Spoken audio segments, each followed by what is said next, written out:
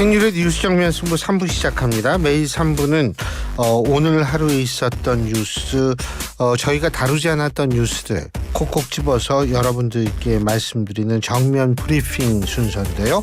오늘도 여러분에게 뉴스를 전해드릴 김영민 아나운서 나와 있습니다. 어서 오십시오. 네, 안녕하세요. 예, 요새는 우리 청취자 여러분들이 모르실 것 같아서 제가 말씀을 드리는데 대부분 언론사에 계시는 분들, 특히 기자분들은 잠을 거의 못 잡니다.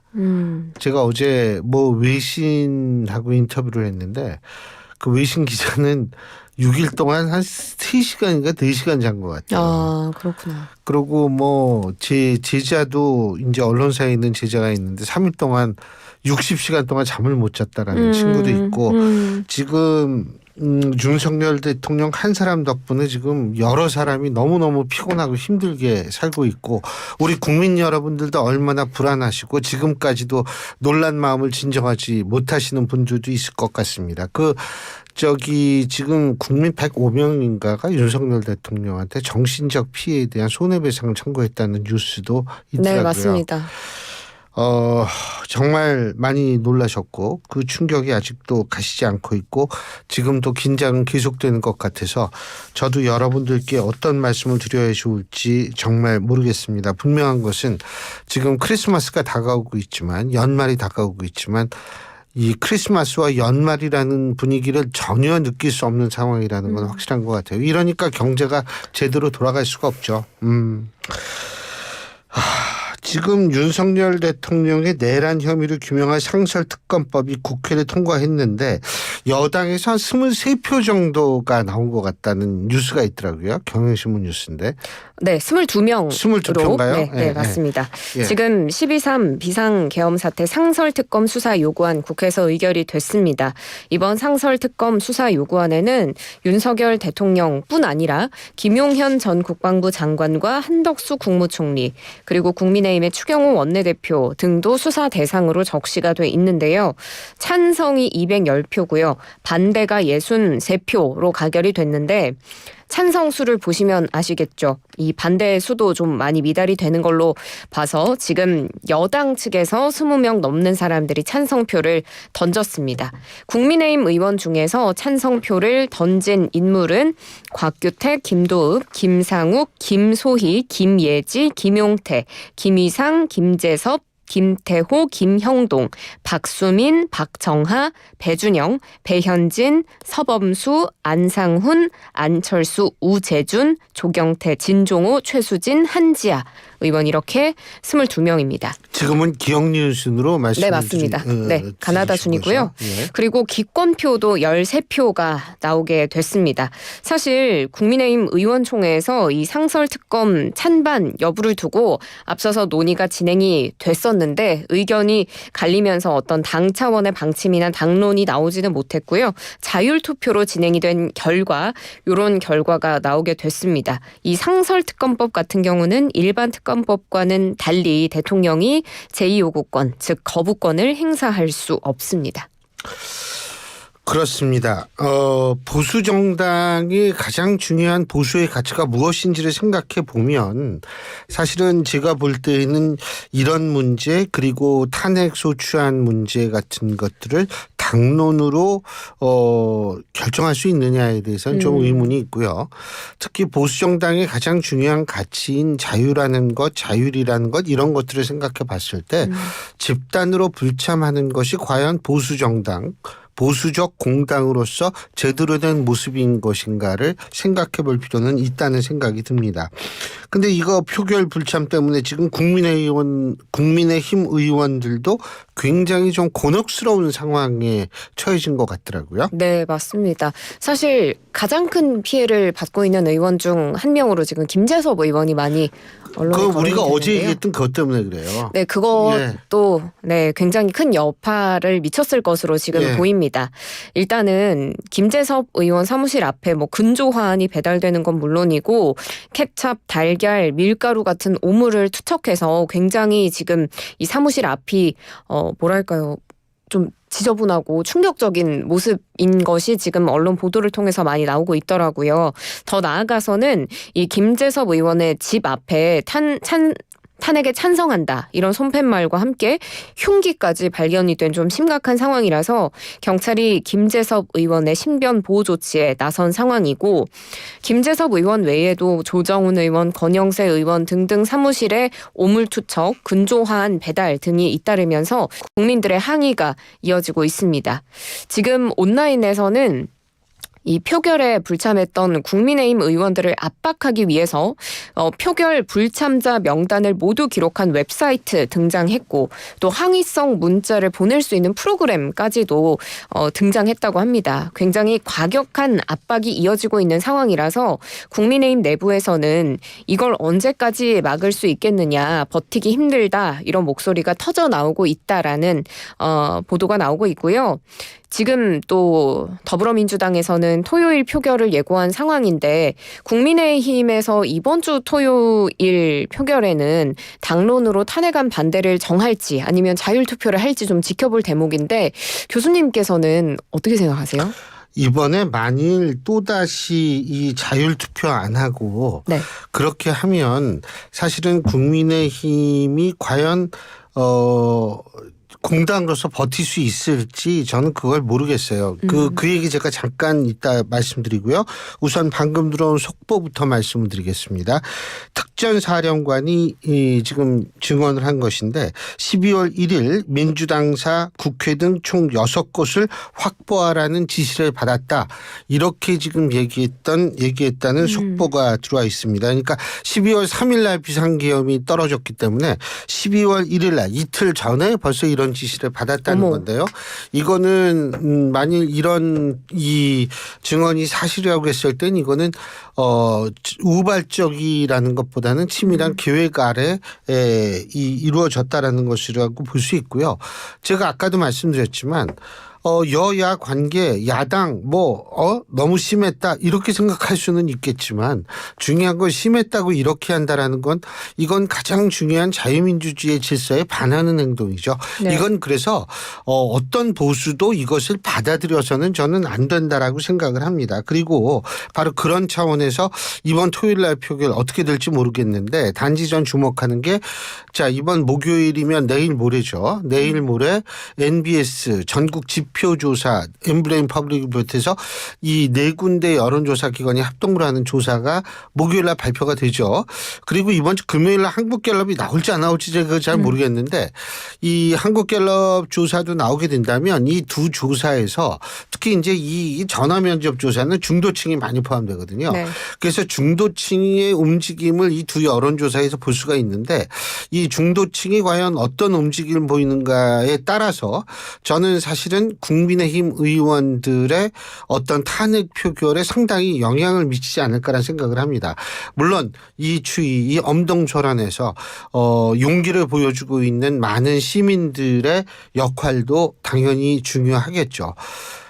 근데 이게 원래 중요하면 안 되거든요. 원래 뭐냐면 의원들 개개인의 판단했을 때 이런 말도 안 되는 행동에 대해서 이게 뭐 당론이라고 해서 끌려가고 이런 모습을 보여도 되나 여기에 대해서 자괴감을 느끼고 본인들이 나서야 되는 건데 참 그런 점은 좀 아쉽다고 생각을 할 수가 있죠. 근데 네.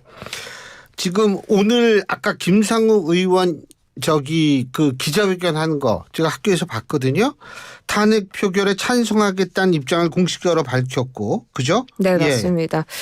지금 그 기자회견을 통해서 탄핵 찬성 입장을 밝힌 건 물론이고 이 회견 직후에는 기자들에게 탄핵 찬성 입장인 여당 의원이 다수다라면서 함께 논의하고 있는 의원들이 있고 때가 되면 함께 할 것이다. 단언할 수는 없지만 탄핵 통과에 충분한 숫자다 이런 입장을 밝히기도 했습니다. 그리고 교수님께서 앞서서 전해주신 속보에 좀 덧붙이면 지금 곽종근 육군 특수전 사령관이 국방위에 오늘 출석을 해서 대통령께서 비화폰으로 제게 직접 전화를 했다. 의결 정족수가 아직 다 안 채워진 것 같으니 빨리 문을 부수고 들어가서 안에 있는 인원들을 끄집어내라고 하셨다라고 이야기를 했다는 속보까지 지금 전해지고 있거든요. 이 부분까지도 좀 챙겨드릴 수 있으면 좋겠습니다. 그러니까 간단히 얘기한다면 윤석열 대통령 지금 그 지시를 받았다는 얘기죠. 네, 맞습니다. 그거는 사실은 내란 수교에 이게 수괴라는 표현은 2016년인가 아마 이게 개정이 돼가지고 우두머리라는 우리나라 말로 바뀌었거든요. 그러니까 탄핵 우두머리라는 이로 될 가능성이 높고 실제로 그 김용현 전 국방장관에 대한 구속영장에도 이 우두머리로 표현이 안 돼 있거든요. 그럼 네. 이 윗선이 있다라는 얘기니까 그렇죠. 그렇게 될 거라고 봅니다. 그리고 사실 그리고 다른 국민의힘 의원도 찬성 하고 있지 않습니까? 네네.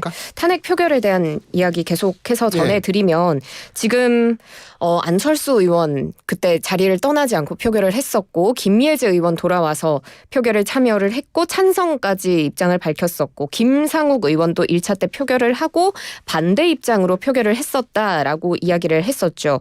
그리고 나서 지금 또 다른 의원인 배현진 국민의힘 의원은 이번 주 표결에는 참여를 하겠다고 밝혔습니다.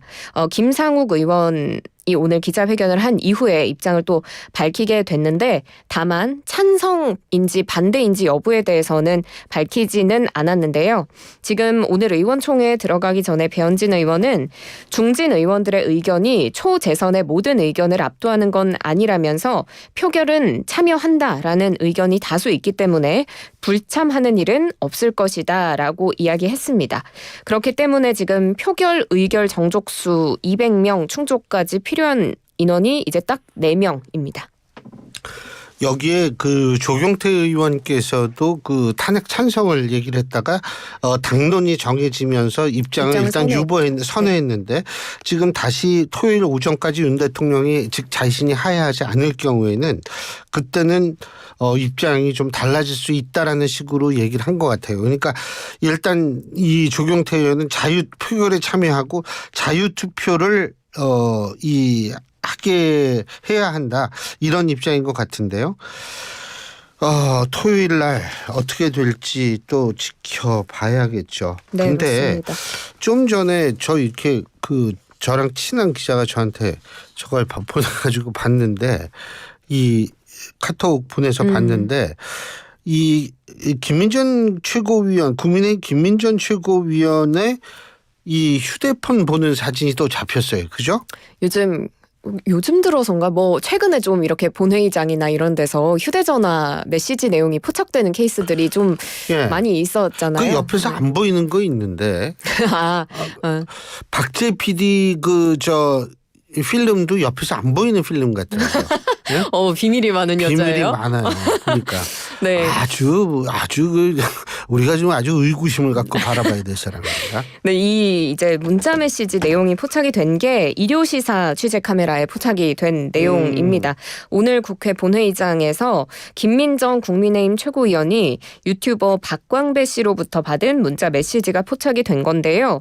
이 박 씨가 오늘 한동훈, 안철수, 김예지, 김상욱에 대한 징계 요청서 당사에 넣으려고 하니까 1층에서부터 보안팀장과 경찰들이 민원은 지금 안 받는다면서 막더라. 혹시 이 민원을 넣을 수 있는 방법이 있을까 해서 여쭤본다라는 메시지를 보냈고 여기에 대해서 김민전 최고위원이 본회의 중이어서 끝나고 알아보겠다. 이런 취지의 답장을 작성한 것이 언론 보도를 통해서 전해졌습니다. 지금 그리고 경찰 국가수사본부죠. 경찰, 검찰, 공수처가 세 군데 해가지고 지금 서로 경쟁한다고 그러는데 이게 경쟁일 수도 있는데 약간의 공조의 가능성도 엿볼 수 있는 게 김용현 전 국방장관 이 사람에 대한 구속영장 치지 않았습니까? 네. 그래서 이제 오늘 밤이나 이게 되는데 만일 이때를 기각될 때를 대비해서 공수처가 추가로 영장을 또 쳤어요.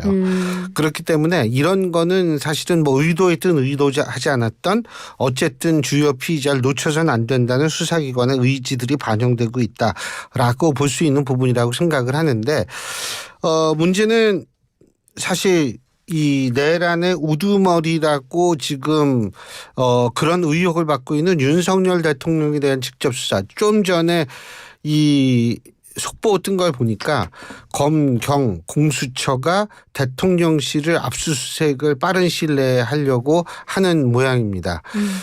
그러면은 사실 그 윤석열 대통령의 신병 이것이 어떻게 될지도 제가 볼 때에는 빠른 시일 내에 결정되지 않을까 이런 생각이 드는데 우리 청취자 여러분들이 혹시 헷갈릴까 봐 제가 한 말씀만 드리자면 이게 구속이 돼도 뭐 윤석열 대통령이 그 대통령직을 못하게 수행을 못하는 건 아닙니다. 탄핵되기 전까지는. 그래서 탄핵이라는 것이 좀 시급하다는 의견이 많은데 북한은 근데 가만히 있어요 지금? 그러게요. 예. 북한이 지금 그 12.3 계엄 선언 및 해제 그리고 그 이어지는 후폭풍 일체를 보도하지 않고 있습니다. 그리고 기존에는 계속해서 윤 대통령에 대한 비난 성명 내고 우리나라 쪽에 반정부 시위 기사 이런 걸 계속해서 보도를 했었는데 이런 대남 비난 보도까지도 멈춘 상황이거든요. 심지어는 지금 김용현 전 국방부 장관이 평양 무인기 침투 그리고 오물풍선 살포 지점 원점 타격을 지시했다 뭐 이런 야당 측 주장에 대해서도 북한에서 아무런 반응을 보이지 않고 있습니다. 사실 이 부분이 이제 뭐 국지전을 유도해서 계엄을 선포하려고 했다. 이런 의혹들까지도 제기되고 있는 상황이고 북한 측에서 김여정 부부장이 그 평양 상공에 무인기가 침투했을 때 주범이 대한민국 군부 쓰레기다. 이렇게 주장하면서 오히려 지금 이 김용현 전 장관이 이런 타격 지시를 내렸다는 게 북한의 주장에 힘을 실어줄 수 있는 그런 보도임에도 불구하고 북한 측에서 전혀 일절 언급을 하지 않고 있는 상황입니다. 그러니까 이걸 어떻게 봐야 돼요? 예? 일단 언론의 보도, 뭐 전문가, 관계 당국 이야기를 종합해서 좀 정리를 해드리면 북한이 불필요하게 우리나라를 자극하지 않고 돌발 상황을 막겠다. 이런 상황 관리에 나선 일환으로 침묵을 일단 유지하는 거다. 이런 분석이 나오고요. 지금 북한은 러시아의 병력까지 파견을 한 상황이지 않습니까? 그래서 우리나라와도 군사적 긴장 고조로 이어지면 북한에게는 리스크가 될 수 있기 때문에 그런 빌미를 주지 않겠다라는 그런 걸로 해석이 됩니다. 그리고 비상계엄을 선포하고 나서 저희가 그 국회 국민들이 비상계엄 선포를 다시 해제하지 않았습니까? 이런 부분들을 북한 주민들에게 전하는 게 내부 통제에는 도움이 되지 않을 수 있다. 뭐 이런 판단이 있었을 수도 있을 것으로 보이고 지금 뭐 북한 민심이 어디로 튈지 예단이 좀 어려운 상황이라 일단은 침묵하는 걸로 보입니다. 그리고 예. 양무진 북한대학원대학교 총장 발언 전해드리면 체제 내적으로 부정적인 영향을 차단하려는 의도가 있고 그리고 만약에 이 향후에 평양 무인기 사건이 우리 군의 침투다라는 증거가 좀 확산하게 되면 김여정 부부장이 담화를 통해서 이 대남 비난을 재개할 수도 있다. 이런 전망을 내놨고요. 통일부 당국자는 북한이 지금 우리의 탄핵 정국을 의식해서 대남 보도에 신중한 입장을 취하고 있는 것으로 보인다. 이런 이야기를 전했습니다. 지금 우리나라 경제가 이게 사실 제일 문제예요. 북한도 문제지만. 그렇죠. 예. 우리 경제에 대한 좀 비관적인 전망을 내놓는 곳이 많은데 일단 글로벌 투자은행 골드만삭스에서 짧은 계엄령 사태의 여파라는 보고서를 내놨습니다. 지금 탄핵 정국 때문에 내년에 한국 경제 성장률에 대한 하방 리스크가 더 커졌다라는 분석을 내놓기도 했고요. 우리 국책 연구기관인 한국개발연구원 KDI도 지금 건설업을 특히 중심으로 해서 경기 개선세가 제약이 되고 있는 상황에서 불확실성이 더 커지고 있다라고 평가를 했습니다. 이 불확실성을 키우는 요인으로 대외적인 요인은 사실 트럼프 당선인 재집권 있을 수 있고 이 보고서에서 뭐 명시적으로 KDI가 언급한 건 아니지만 비상계엄 사태도 대내적인 요인의 불확실성 요인으로 작용을 하고 있다라고 KDI 관계자가 전했습니다. 지금 뭐 한국 경제가 여러 부분에서 긍정적이지 않은 신호를 보내고 있습니다. 그렇습니다. 예, 오늘 수고하셨어요. 고맙습니다. 고맙습니다. 예, 김영민 아나운서였습니다. 일터에서 누구